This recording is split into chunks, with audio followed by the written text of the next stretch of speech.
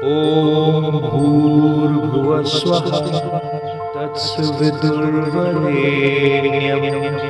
भर्गो देवस्य धीमहि धियो यो नः प्रचोदयात्।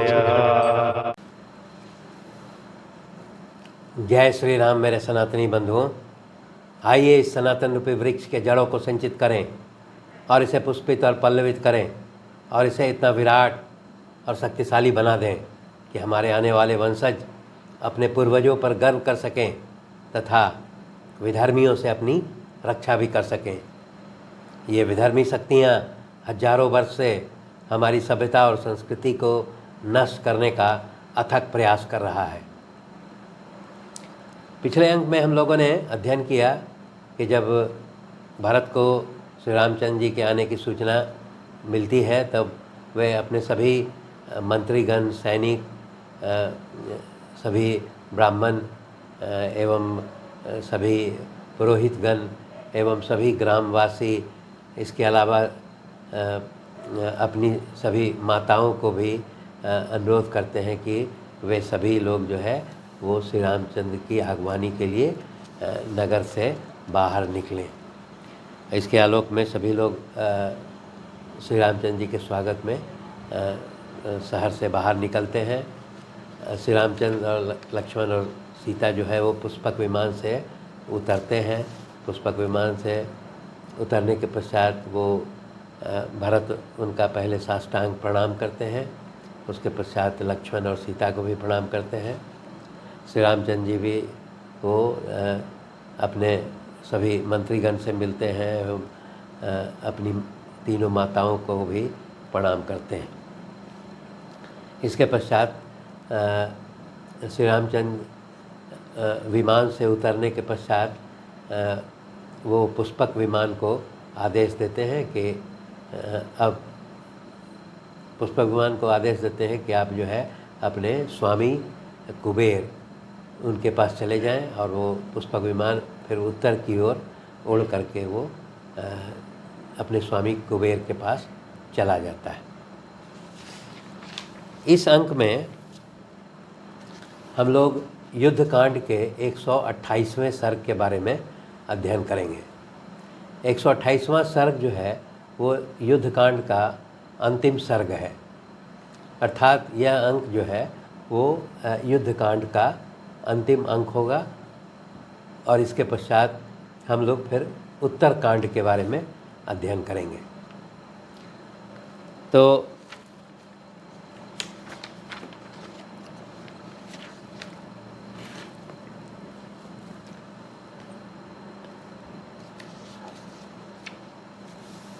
भरत के द्वारा जब श्री रामचंद्र जी का स्वागत किया जाता है और उसके पश्चात फिर उन्हें प्रणाम किया जाता है, तब भरत जो है वो श्री रामचंद्र जी से बोलते हैं कि हे भ्राता, आपने मेरी माता का बहुत सम्मान किया, जो उसके वरदान के पालन के लिए आपने यह राज्य मुझे सौंप दिया और खुद जो है वो 14 वर्ष वनवास में रहे, इसलिए मैं आपका बहुत आभारी हूँ। और उसके पश्चात वो कहते हैं कि अब ये जो अयोध्या का राजकाज है वो अब मुझसे संभाला नहीं जाता और इसको आप संभालिए।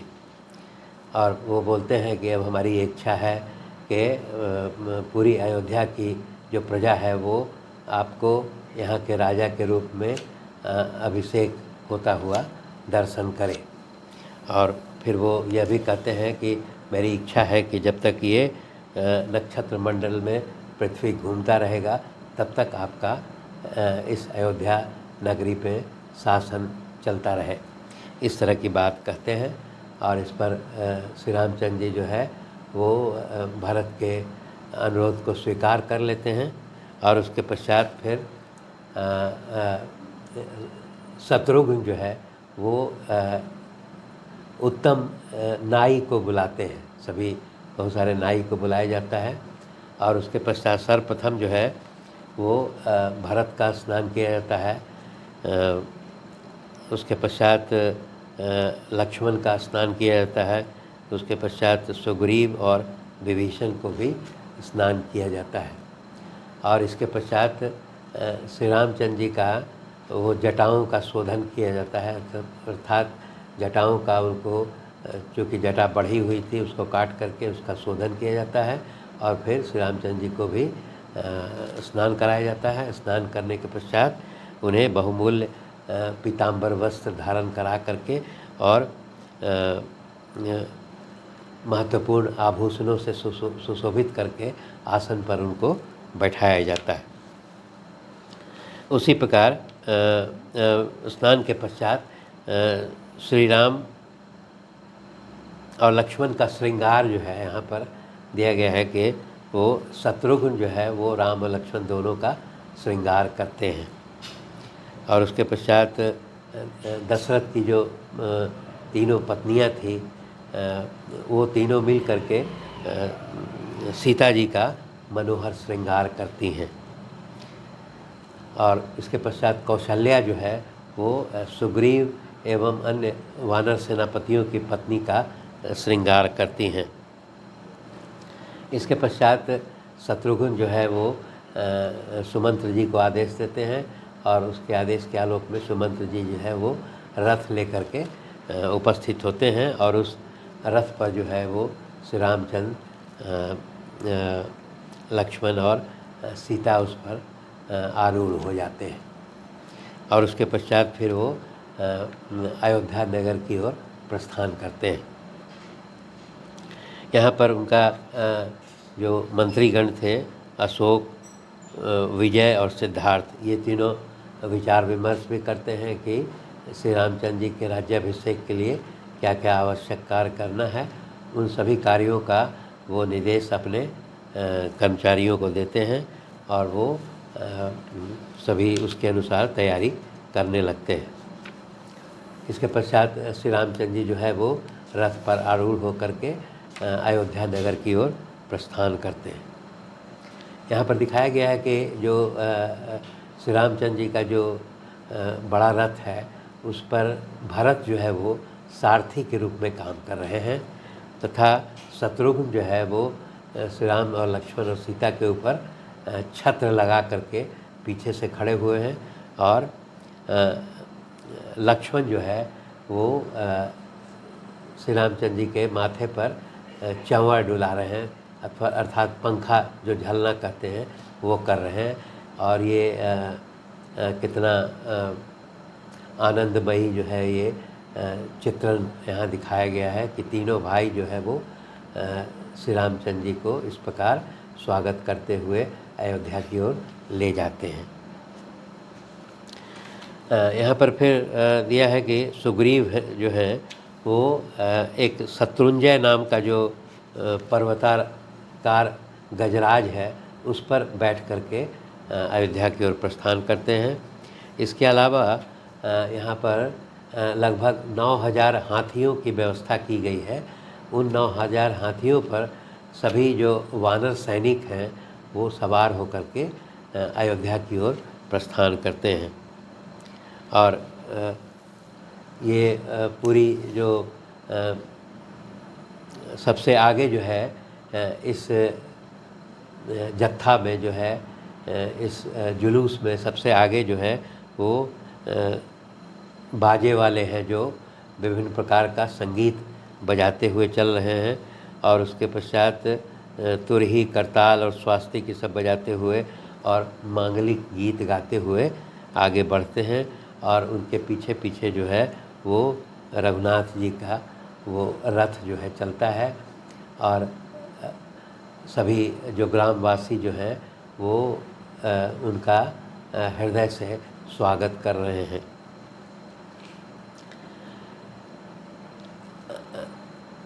अयोध्या नगरी में पहुंच करके सर्वप्रथम जो है श्री रामचंद्र जी जो है वो पिताजी के भवन में प्रवेश करते हैं और वहाँ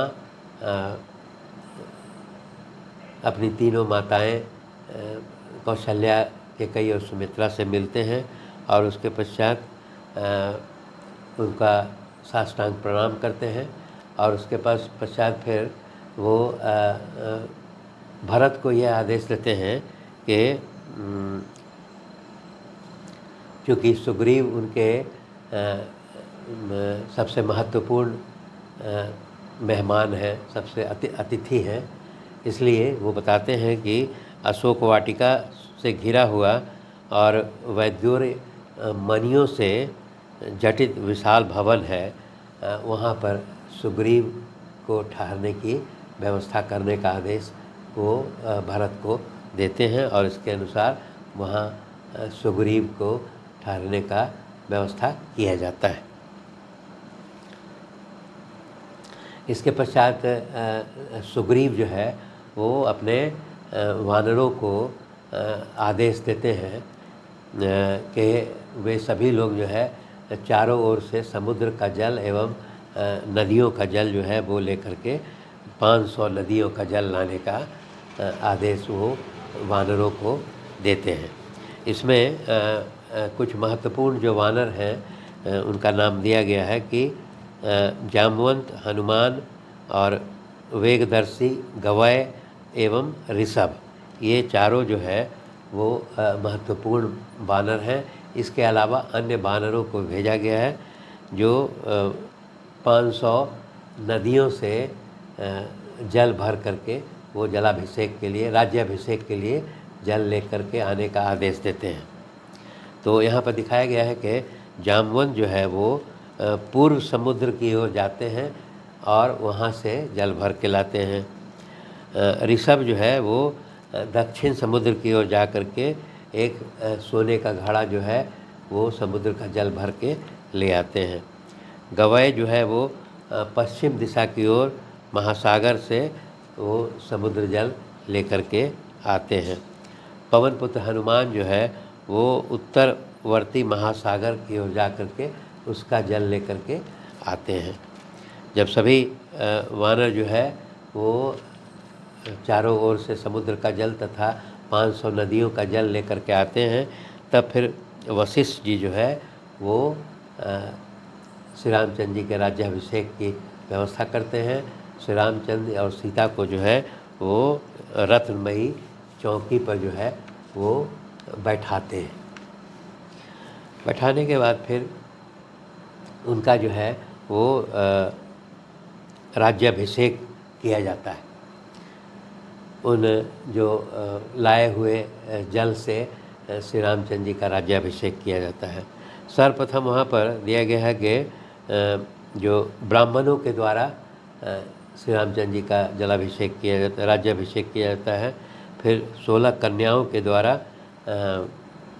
अभिषेक करवाया जाता है और इसके पश्चात उनके जो 8 मंत्री थे, वशिष्ठ, वामदेव, जाबाली, कश्यप, कात्यायन, सुयज्ञ, गौतम और विजय, ये 8 मंत्री जो है वो सुगंधित जल के द्वारा वो श्री रामचंद्र जी का जलाभिषेक करते हैं। इसके पश्चात जो है वो ग्राम के जो श्रेष्ठ व्यवसायी हैं उनसे भी जलाभिषेक करवाया जाता है। अंत में जो है जो सभी समस्त देवताओं से भी श्री रामचंद्र जी का जलाभिषेक करने का अनुरोध किया जाता है। इसके पश्चात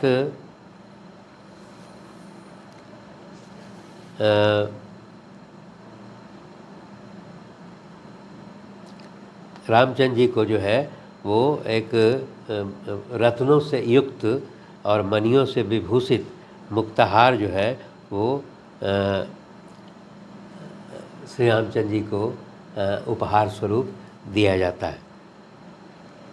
यहाँ अभिषेक काल में देता है कि सभी देव गंधर्व जो है गाने लगते हैं और अप्सराएं जो है वो नृत्य करने लगती हैं।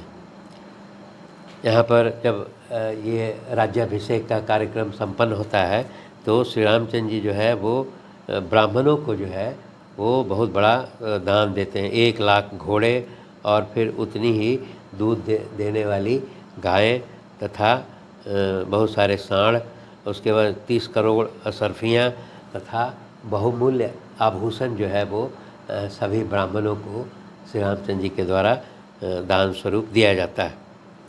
और उसके पश्चात वो श्री रामचंद्र जी जो है अपने सबसे प्रिय मित्र सुग्रीव को जो है सोने की एक दिव्य माला भेंट करते हैं जो सूर्य की किरणों के समान प्रकाशित हो रही है। उसी प्रकार श्री रामचंद्र जी जो है वो अंगद को बाजूबंद सोने का बना हुआ बाजूबंद भेंट करते हैं।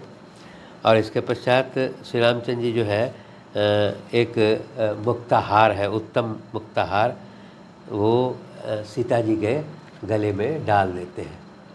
जब यह हार सीता जी के गले में डाल देते हैं श्री रामचंद्र जी, तो सीता जी उसको उस मुक्ताहार को निकाल करके और श्री रामचंद्र जी की ओर देखने लगती हैं। तब श्री रामचंद्र जी जो है सीता के भावना को समझ जाते हैं और वो कहते हैं कि हे प्रिय जनकनंदिनी और सौभाग्यशालिनी भामिनी, तुम जिस पर संतुष्ट हो उसे यह हार दे दो। तो सीता जो है यहाँ प्रसन्न हो जाती हैं और वो प्रसन्न होकर के ये मुक्ताहार जो है वो हनुमान जी के गले में उसको सौंप देती है हनुमान जी के लिए, और हनुमान जी अपने गले में डाल करके वो वहाँ पर सुशोभित होने लगते हैं। इसके पश्चात जो है श्री रामचंद्र जी जो है वो विभीषण को, सुग्रीव को, हनुमान को, जाम्बुवन सभी को जो है वो बहुत सारे मनोवांछित वस्तुएं एवं रत्नों का उपहार दे करके उन सभी का सत्कार करते हैं। द्विविध, मैंद, नील को भी जो है वो गुणों से युक्त सभी प्रकार के उत्तम रत्न जो है श्री रामचंद्र जी भेंट करते हैं। इसके पश्चात जब सभी संतुष्ट होकर के वो सभी वानर सेनापति जो है सुग्रीव के नेतृत्व में वो किष्किंधा की ओर वापस लौट जाते हैं। उसी प्रकार विभीषण भी जो है अपने सभी मित्रों के साथ वो लंका लौट जाते हैं। इन सभी के लौटने के पश्चात श्री रामचंद्र जी जो है वो लक्ष्मण को से अनुरोध करते हैं कि अब तुम जो है वो मेरे साथ युवराज का पद धारण करके और मेरे राजकाज में हमको सहयोग करो। परंतु लक्ष्मण इस पर स्वीकार नहीं करते हैं, और जब लक्ष्मण स्वीकार नहीं करते हैं तो श्री रामचंद्र जी जो है वो भरत को जो है युवराज के पद पर अभिषिक्त करते हैं। इसके पश्चात जो है यहाँ पर दिखाया गया है कि श्री रामचंद्र जी जो है वहाँ पर राजा के रूप में कार्य करते हुए वो अनेक बार पौंडरिक, अश्वमेघ, वाजपेय एवं नाना प्रकार के यज्ञ करते हैं। यहाँ पर दिखाया गया है कि श्री रघुनाथ जी जो है वो अयोध्या में राजा बन करके 11,000 वर्षों तक जो है वहाँ पर शासन करते हैं। और उसके पश्चात वो यहाँ पर दिया गया है कि राम राज्य में जो है कहीं भी सभी जगह प्रसन्नता रहती है, कहीं भी चोरी और लुटेरे लोग यहाँ पर कोई काम नहीं करते हैं, चोरी और चपाटी नहीं होती है, और सभी लोग जो है अयोध्या के हैं वो धर्मपरायण होते हैं। यहाँ पर ये बताया गया है कि सभी लोग जो है वो लगभग 100 वर्ष तक जीवित रहते हैं और सैकड़ों पुत्रों को जन्म देते हैं जो सभी स्वस्थ और हृष्ट पुष्ट होते हैं। यहाँ पर यह भी दिया गया है कि ब्राह्मण, क्षत्रिय, वैश्य और शूद्र चारों वर्णों के लोग जो है प्रेम से परस्पर प्रेम और सहयोग से वहाँ उस अयोध्या में रहते हैं। किसी के साथ भेदभाव नहीं होता है और सभी लोग जो है श्री रामचंद्र जी के पालन में वहाँ अपना जीवन व्यतीत करते हैं। श्री राम के शासन काल में सभी प्रजा जो है वो धर्म परायण है और कोई भी झूठ नहीं बोलता है।